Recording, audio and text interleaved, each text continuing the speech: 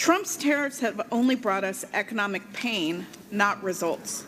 For the first time since the pandemic, our economy shrank in the first quarter.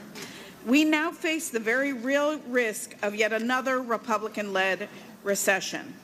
Prices continue to rise and jobs are being lost or are in jeopardy, with farmers and small businesses feeling the brunt. According to the Joint Economic Committee, employment at small businesses declined by 3% since President Trump took office. That is 366,400 jobs lost.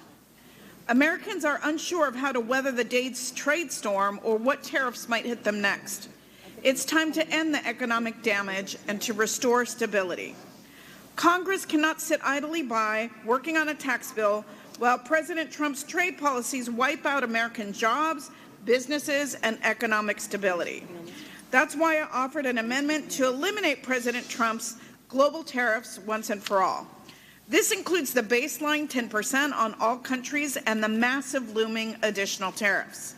My amendment would also permanently remove the 25% tariffs on Canada and Mexico.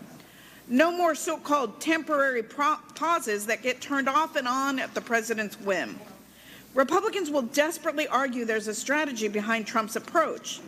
They'll talk up these big trade deals. But let's be honest, there are no real deals. It's all a smokescreen.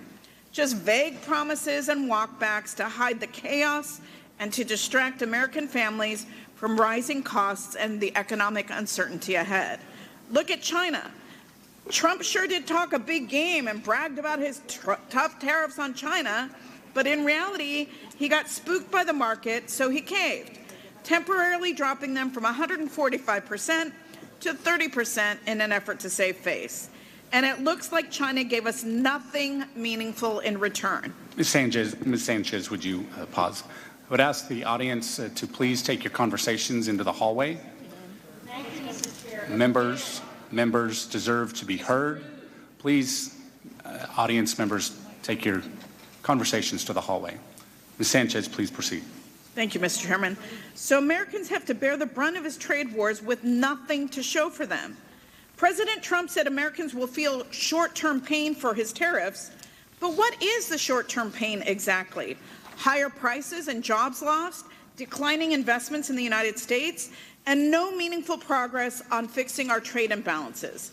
But there is one person who seems to come out ahead time and time again, President Trump himself.